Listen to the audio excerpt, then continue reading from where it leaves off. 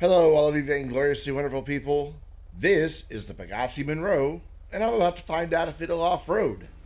This is the second most voted for vehicle this week, coming in with 45 votes. You can vote for the vehicles you want to see featured in Will It Off-Road by clicking on the link in the description down below. And we're off, and we have our first comment.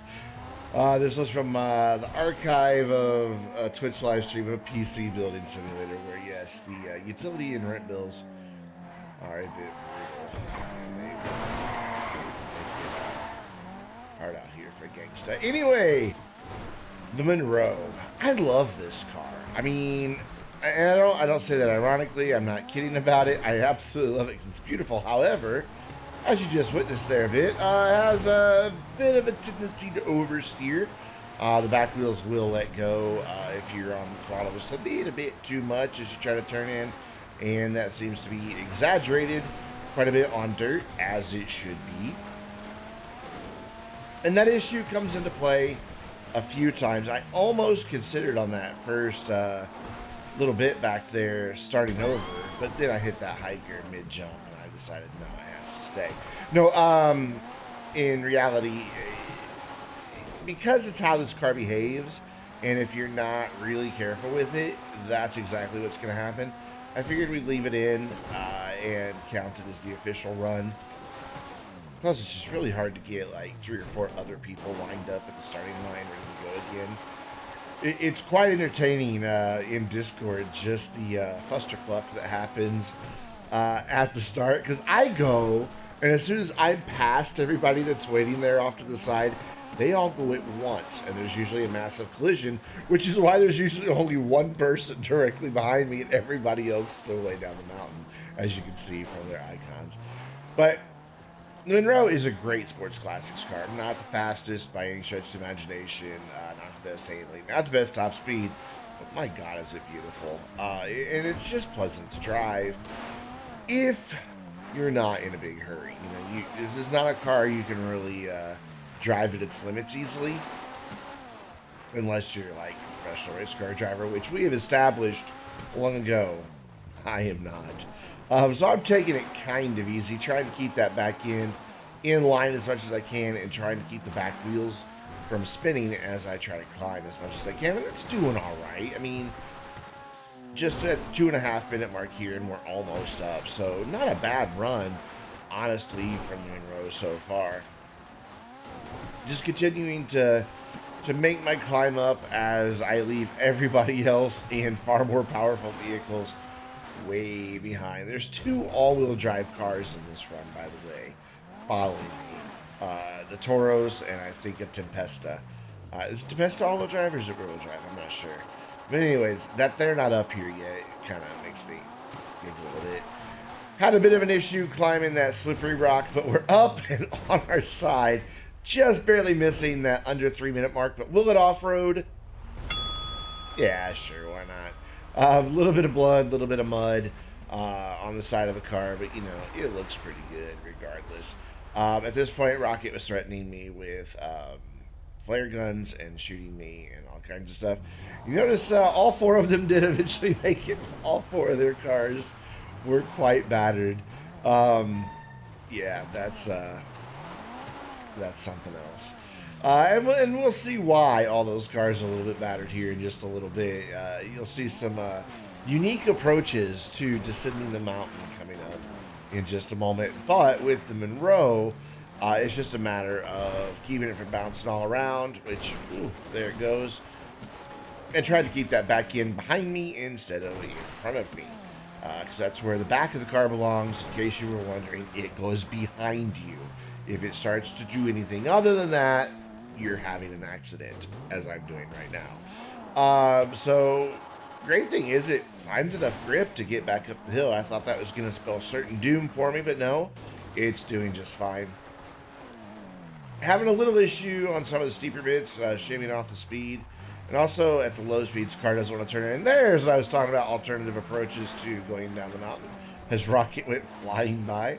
Yeah, he's like, this works every time, and, well, apparently it doesn't work when you're in that particular car, but it was still wildly entertaining. And in the behind-the-scenes video, You get to see him take another approach on the drive back up to go do the damage ascent. Ooh, squarely hit that hiker, but it spun me out. Yeah, he takes a quite interesting approach on the ascent as well. So all of you channel supporters will get to check that out on Sunday, which was yesterday. And we're now speaking about the past as if it's the future, because for me, it still is. It gets confusing being a YouTuber. It really does. So, as you can see, struggling a bit to keep the back end of the Monroe squarely behind me where it belongs. But we're getting there, and, you know, just a little wiggle here, a little wiggle there. Other than that, not too much drama. Coming up to the last little trail here that leads up to the tree of many crashes. Fat Cube left because his car was hopelessly stuck, and he didn't feel like getting it out just to drive it back to the top for damage descent. So, boo! That is not the Willet Off-Road tradition of quitting and giving up. We persevere until the car blows up, damn it. Anyway, just having all kinds of problems keeping the Monroe steady, but finally got it. Found that speed that my skill level is capable of, and we're down 2 minutes 43 seconds, and one person made it with me. So back to the top of Mount Chiliad, fling it off the side, and see what type of damage this car can take. The back end already a little banged up from the controlled descent. Managed to land on the side. I don't know how I pulled that one off. I think I was overcorrecting to the left to try to flatten it out a little bit. Already in trouble with some headlights and the hood there. So don't expect to see too many body parts still on the car by the time we reach the bottom. Not really sure how many body parts this car can honestly lose. Apparently, though, Rocket's car is losing just a few. And there's Spin just giving me a little love tap. But of course, that love tap also took off the hood. I managed to shave off my door. And then I managed to take a little bit of my health by ramming into an boulder. If you look, if ever we can get a good shot of it when it's, you know, not on its roof, the back right corner, which is currently on the left side, since we're upside down, is kind of smushed in, making the word Monroe just kind of droop off to one side. I managed to park into a tree to allow everybody to go by safely. Isn't that kind of me?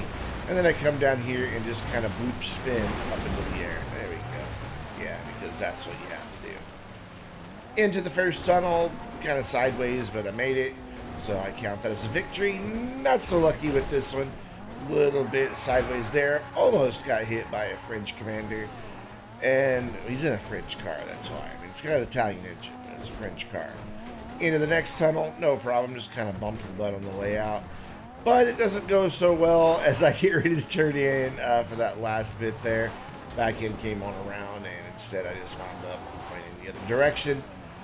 But made it up, and we're down 1 minute 46 seconds. Let's take a look at the damage on the Monroe. All the windows and most of the lights gone. The hood and the left door are gone. It has very bent wheels and some pretty significant body damage. So we'll take a look at the 3 of the 4 vehicles that were originally with me. Commanders is about to burst into flames at any moment. But that is going to bring us to our next vehicle. The handling flag piece of shit. I mean, Vapid Flash, or Vapid GT Flash. The most voted for vehicle this week with 93 votes. Someone out there clearly hates me. And please, go vote for the vehicles you want to see featured in upcoming Willet Off-Road videos. We don't get a whole lot of votes these days. What we do get, though, is a lot of great comments and discussion lately on what at the time of this voiceover is the upcoming DLC featuring the casino, and just how expensive we all know it is going to be, and how sad we're going to be to watch our bank accounts drain to zero.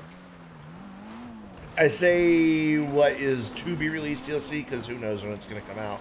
Apparently all the tunables for the updates to the construction props outside the casino are done, so now we're just waiting for the DLC to come out at this point. But who knows, maybe by the time this video goes live it'll be out. I doubt it, but I've been wrong before. Again, another crash early on that I decided to leave in because it's a characteristic of this car. It is very good off-road if you can keep it under control. The advanced handling flags make it notoriously difficult over all the little bumps. The way it reacts to, as you saw there, the direction changes once you go on two wheels and flip over. It's a very frustrating car to drive. This was very unpleasant. I didn't enjoy it at all. It's going to get a fairly decent time, but I didn't enjoy it. Plus, it just seems like you have so much trouble making this car go. I mean, so many of these places I am full throttle here, and yet it just seems like the engine just isn't responding if you listen to the actual engine sounds. And there's several places, that instead of bouncing off the rev limiter and all that, it just does weird things. It almost was like it was shifting between two gears constantly, instead of just hitting the rev limiter. Again, the car didn't want to turn in. I don't know if that's due to advanced handling flags or if I just braked too late. I think it was the former, though, because, man, this thing's just not nice to drive. I don't hardly ever drive it. It sits in my my garage full of race cars and gathers dust. I think this is the first time I've driven it in 3 or 4 months. It just sits there. And then again, I don't really drive most of my own vehicles because none of them are new and shiny anymore, and so I just walk out of my office building no matter which character I'm playing on and steal the first NPC car I see. Because at least then it's random and exciting and I don't know what I'll give. And yeah, I'm just kind of bored with my 300 and some odd vehicles in GTA. Had a bit of a mishap with the rock there, and of course because of advanced handling flags, that was over-exaggerated. So now I've got to climb back up a little bit. This car could have gotten like a 2-minute, probably 35, 40-second run without the advanced handling flags. But instead, it's still struggling, but is finally up to the top of Mount Chiliad, 2 minutes, 53 seconds. So will the Flash GT Off-Road? Yeah, as something in the distance explodes. I wouldn't recommend it, though, just because of the advanced handling flags. If those ever go away, I will retest this car because I think it'll be much, much better to go with. You may notice a couple people are missing at this point. That's because Fat Cubed had just joined, and Sven had not yet joined. Recorded the cars out of order this week. Sometimes you do that. Just depends on which character I'm on. When daylight hits, if I'm on the right character with the car, then we'll do one. And I had one car on each character this week, so it just kind of happened to record them out of order. So that's why the lineup seemed to change a little bit there. Really struggling to keep the Flash on the path back there. The back end wanted to bounce around, the front end wanted to bounce around in different directions. The car just can't make up its mind what it really wants to do.